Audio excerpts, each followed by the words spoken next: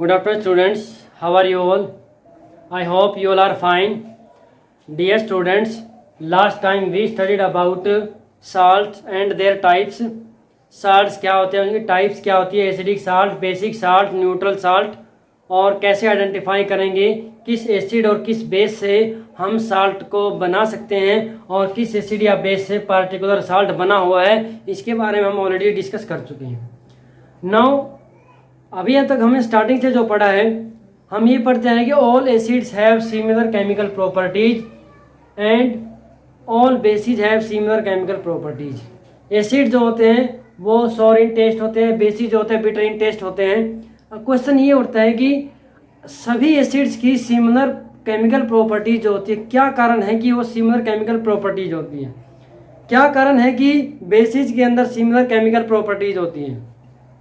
और एक और पॉइंट आता है कि क्या जब हमने डेफिनेशन पढ़ी थी कि जिनके अंदर H+ आयन होते हैं वो एसिड होते हैं, जिनके अंदर OH- आयन होते हैं वो क्या होते हैं, हमारे बेस होते हैं. अब क्वेश्चन ये भी उठते, क्या जिनके अंदर सभी में H+ आयन हो या जिनके अंदर हाइड्रोजन होता है सभी में, क्या सभी के सभी जो है वो एसिड्स होते हैं.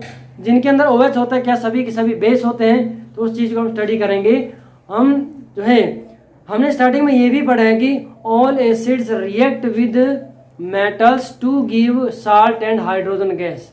तो इसका मतलब क्या है कि जो एसिड्स साल्ट जो है फॉर्मेशन करते हैं मेटल के साथ और हाइड्रोजन गैस प्रोड्यूस करते हैं, तो क्या सभी ऐसा करते हैं. तो इस चीज़ को स्टडी करने के लिए हम एक एक्सपेरिमेंट करते हैं, एक एक्टिविटी करते हैं. सबसे पहले हमारा टॉपिक रहेगा what is common to all acids और बेसिस. ऑल एसिड्स और बेसिस.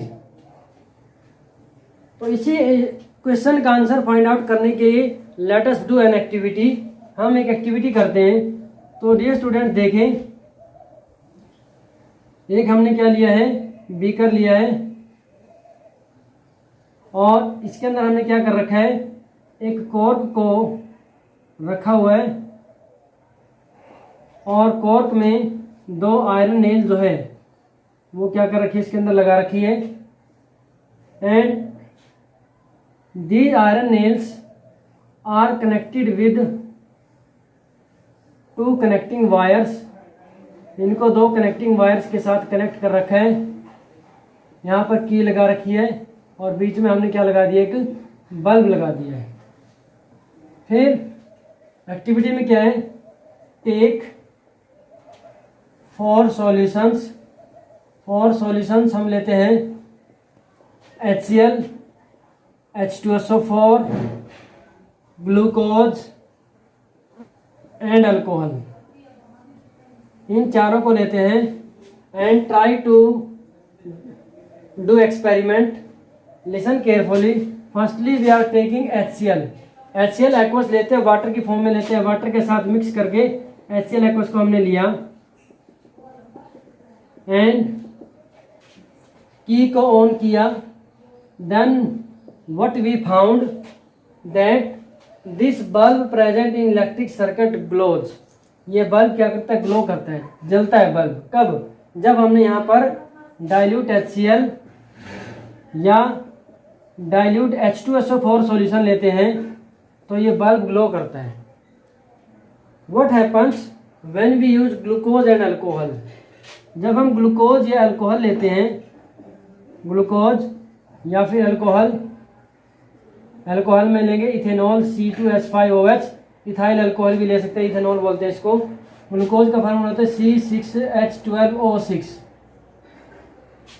और इथेनॉल का होता है CH3CH2OH.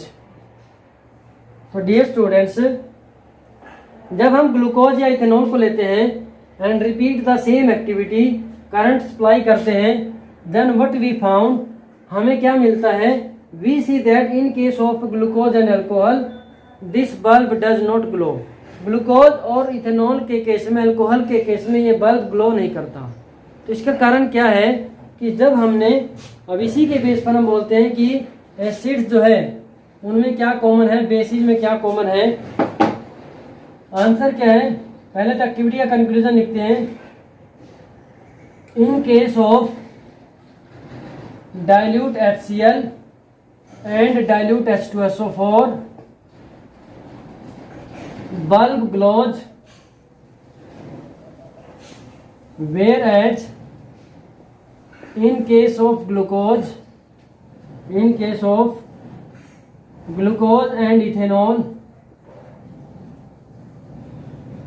bulb does not glow.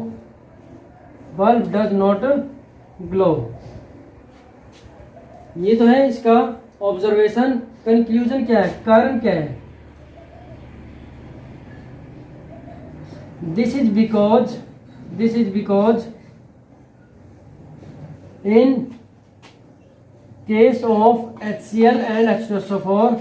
in case of HCl and H2SO4,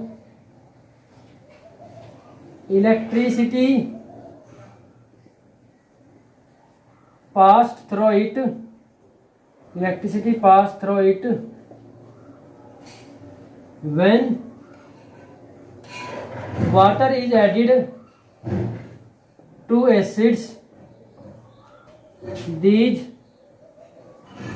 dissociate into its ions and give H+ ions. These ions carry electricity या conduct electricity through them. But in case of glucose and ethanol,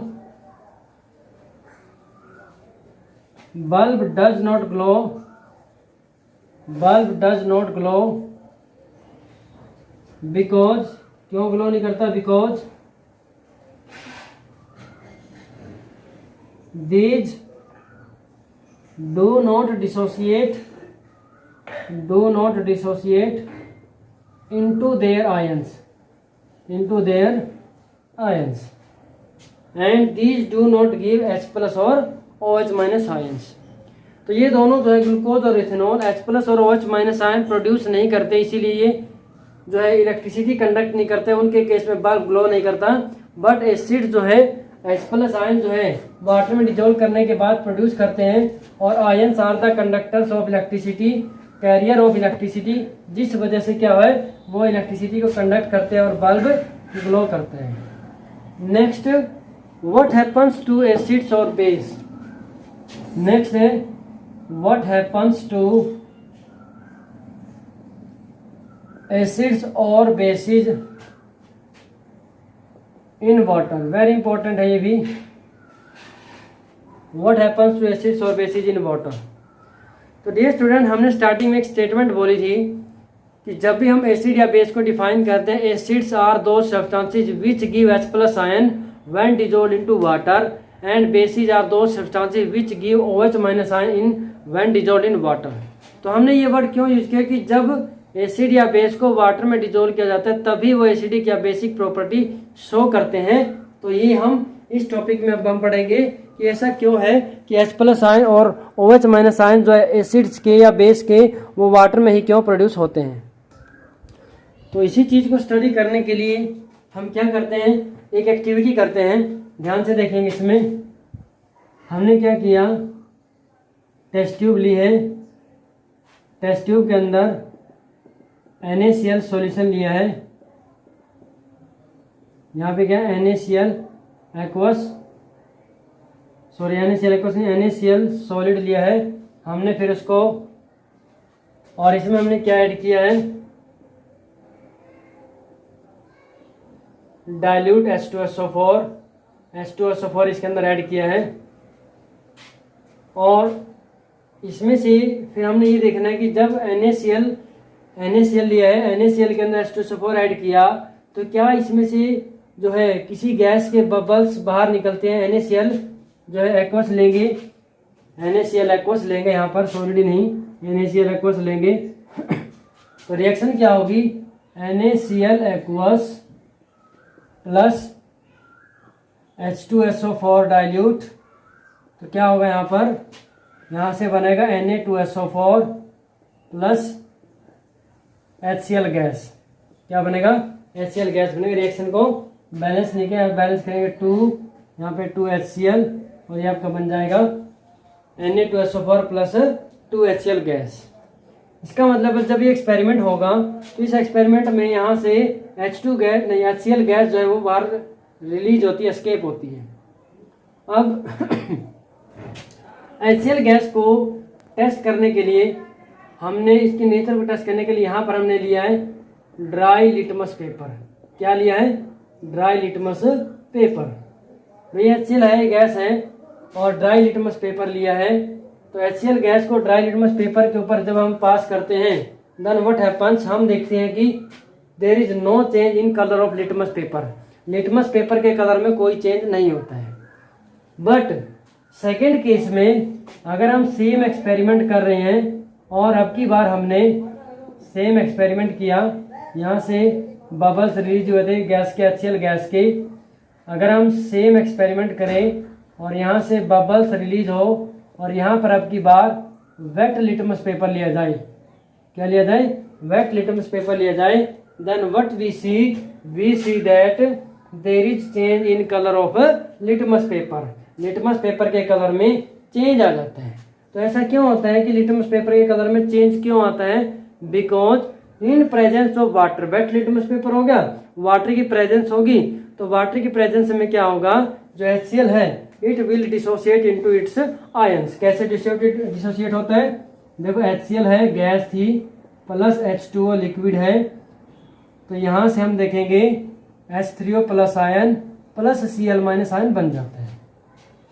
H3O plus ion का नाम होता है hydronium ion. क्या होता है? Hydronium ion. ये कैसे बना है?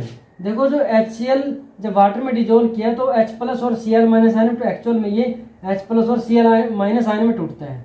बट ये जो H प्लस आयन होता है it does not exist alone, ये अकेला एग्जिस्ट नहीं करता। ये क्या करता है? It combines with H2O molecule के साथ कंबाइन होकर के क्या बना लेता है? ये H3O प्लस आयन बना लेता है, जिसको हम हाइड्रोनियम आयन बोल रहे हैं। तो इसका मतलब क्या है कि कोई भी एसिड अगर वो वाटर के साथ रिएक्शन करता है, वाटर की प्रेजेंस में अगर रिएक्शन हो रही है तभी वो अपना एसिडिक कैरेक्टर शो करता है। सिमिलर अगर हम बेस के साथ एग्जांपल लें, NaOH लें, NaOH और प्लस में H2 ऐड करें तो हम क्या देखेंगे? Na plus plus OH minus.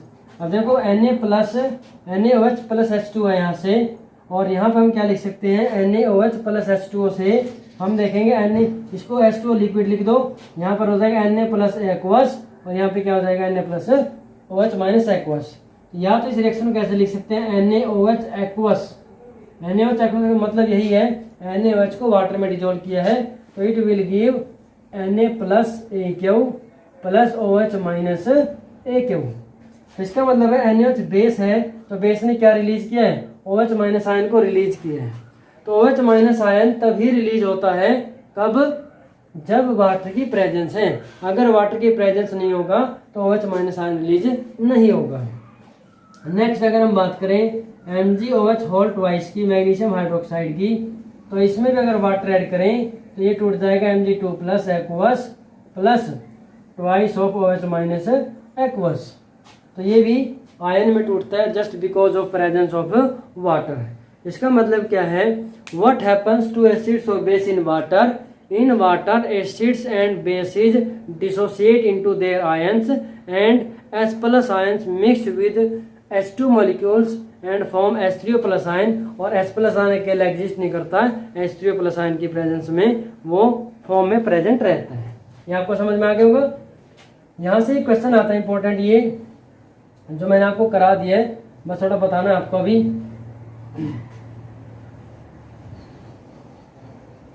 Question ये आता है कि what happens when dry HCl gas is passed over dry litmus paper but when it is passed through the litmus dry wet litmus paper then what happens. जब dry HCl gas को wet litmus paper में pass करते हैं तो क्या होता है, और ड्राई HCl गैस को ड्राई लिटमस पेपर के ऊपर पास करते हैं तो क्या होता है, इसके ऊपर क्वेश्चन आता है। या फिर ऐसे आ सकता है when dry HCl gas is passed over dry litmus paper, then color of litmus paper does not change. But when dry HCl gas is passed over wet litmus paper, then its color gets changed. तो फिर आपसे answer पूछा जाता है, उसका answer यही होता है कि वेट लिटमस पेपर जो है उसके केस में प्रेजेंस ऑफ वाटर हो जाती है। वाटर की प्रेजेंस होने की वजह से HCl जो है ब्रेक डाउन हो जाता है आयंस में, H प्लस और Cl माइनस आयन में, और जब H प्लस आयन प्रोड्यूस करता है उसी वजह से वो एसिडिक प्रॉपर्टीज को शो करता है। तो dear students, next topic is strength of acids और बेस। स्ट्रेंथ ऑफ एसिड्स और bases, mainly we will discuss about strength of acids. Bases भी लिख सकते हैं, स्ट्रेंथ ऑफ एसिड्स और बेसिस। सो नेक्स्ट टॉपिक होगा स्ट्रेंथ ऑफ एसिड्स और bases. अब इससे हमने ये तो पढ़ लिया कि एसिड जो होते हैं उनमें H प्लस आयन होते हैं, बेसिस में OH माइनस आयन होते हैं। जब वो वाटर में डिजोल्व करते हैं तो acid H plus ion produce करता है, basis OH minus ion produce करता है। बट हमें ये कैसे पता चलेगा कि कौन सा एसिड स्ट्रॉन्ग एसिड है, कौन सा एसिड जो है वीक एसिड है? उसी को स्टडी करने के लिए नेक्स्ट टॉपिक है स्ट्रेंथ ऑफ एसिड्स और बेसिस। स्ट्रेंथ ऑफ एसिड्स और basis can be identified by knowing the pH value of solution। pH value of solution, pH value क्या होती है? pH जो इसका मीनिंग होता है पावर ऑफ, वैसे तो लिखा जाता है पोटेंज, एक्चुअल मीनिंग होता है पोटेंज ऑफ हाइड्रोजन आयन। पोटेंज ऑफ हाइड्रोजन आयन, पोटेंज का मीनिंग होता है पावर, तो यहाँ पर हम लिख सकते हैं पावर ऑफ हाइड्रोजन आयन। ये क्या होगा? पावर ऑफ हाइड्रोजन आयन, यानी कि हाइड्रोजन आयन की पावर कितनी है, तो कितनी ज़्यादा कंसंट्रेशन हाइड्रोजन आयन की है तो उससे पता चलता है कि कौन एसिड या बेस कितना स्ट्रॉन्ग या वीक है। तो पीएच का फॉर्मूला था pH is equal to negative log of concentration of H plus ion. Very important formula, ध्यान से देखेंगे। pH is equal to minus log of concentration of H plus ion. अभी आप लोअर क्लासेस में भी पढ़ चुके हैं कंसंट्रेशन ऑफ सॉल्यूशन क्या होता है? Amount of solute present in solution. Solution में सॉल्यूट की अमाउंट कितनी प्रेजेंट है उस चीज़ को हम कंसंट्रेशन बोलते हैं, और उसको एक्सप्रेस करने के कई मेथड होते हैं। उन्हीं में से एक होता है मोलर कंसंट्रेशन, मोलैरिटी। तो ये जो स्क्वायर ब्रैकेट होती है, this is the symbol of molar concentration. इसका सिंबल होता है ये molar concentration, molar concentration of solute. ये नेक्स्ट हमारे क्लासेस में आपको समझ में आएगा। Molar concentration of H plus ion, यानी कि सॉल्यूशन में H प्लस आयन की मात्रा कितनी है, कंसंट्रेशन कितनी है, उसको हम कंसंट्रेशन H प्लस आयन से दिखाते हैं। Formula pH is equal to minus log of concentration of H plus ion. किसी भी सॉल्यूशन की जो स्ट्रेंथ है या कंसंट्रेशन है उसको कंसंट्रेशन को 10⁻⁻⁴ मोलर, 10⁻⁻2 मोलर, 10⁻⁻5 मोलर, इस तरीके से एक्सप्रेस किया जाता है। तो ये कंसंट्रेशन ऑफ सॉल्यूशन को एक्सप्रेस करने का तरीका होता है। तो अब मैं आपको समझा रहा हूँ कि कंसंट्रेशन ऑफ सॉल्यूशन से कैसे पीएच वैल्यू कैलकुलेट की जाती है। उसको स्टडी करने से पहले थोड़ा सा दो चार जो है न्यूमेरिकल दो चार जो है फॉर्मूलाज आप देख लें लॉगरिथम से रिलेटेड। लॉग जो यहाँ पर फंक्शन होता है, मैथमेटिकल फंक्शन, इसके जो फॉर्मूलाज आप देखेंगे, लॉग ए इंटू बी, ये किसके बराबर होता है? Log A plus log B. Log A divide by B, इसका फॉर्मूला होता है log A minus log B, और log A raise to power B, A की पावर बी हो तो पावर आगे आ जाती है बी लॉग ए, और एक होता है लॉग 10, लॉग 10 की वैल्यू क्या होती है? 1 होती है। तो ये चार फॉर्मूले जो है आपको पढ़ने हैं। इनमें से बेसिकली हमारे पास लास्ट के 2 फॉर्मूले यूज होंगे किसी भी सॉल्यूशन की पीएच को कैलकुलेट करने में। तो हम एक एग्जांपल ले रहे हैं, कैलकुलेट द, न्यूमेरिकल प्रॉब्लम की फॉर्म में, calculate the pH of solution, pH of solution in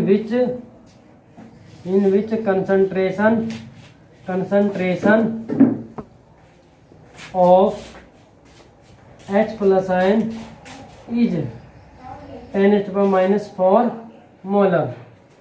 तो 10⁻⁴ मोलर कंसंट्रेशन है सॉल्यूशन की, तो हमें सॉल्यूशन की पीएच को कैलकुलेट करना है। तो ध्यान से देखेंगे पीएच का फॉर्मूला क्या है, pH is equal to minus log of concentration of H plus ion. ये जो concentration of H plus ion है इसकी वैल्यू दी गई है 10⁻⁴ मोलर। तो इस वैल्यू को यहाँ पर पुट करेंगे माइनस लॉग ऑफ 10⁻⁴। अभी लॉगरिथम का फॉर्मूला हमने पढ़ा है a⁻b, तो पावर आगे आ जाती है log b हो जाएगा। तो यहाँ से क्या बन जाएगा, माइनस साइन यहाँ पे गिवन है तो -4 आ जाएगा पावर, और ये बन जाएगा आपका log 10, और log 10 की वैल्यू कितनी होती है 1, तो minus minus plus 4 × 1 4, then it means pH of solution is 4। तो इस तरीके से you can calculate values of pH for various concentration of solution. Next time in next lecture we will discuss about the strength of acid और bases according to pH value. pH value से कैसे हमें solution की acidic और basic strength का पता चलता है, और pH स्केल क्या होता है उसके बारे में हम डिस्कस करेंगे, और भी pH का हमारे डेली लाइफ में क्या रोल होता है उसके बारे में हम डिस्कस करेंगे। I hope this is clear to all of you. Thank you and have a nice day.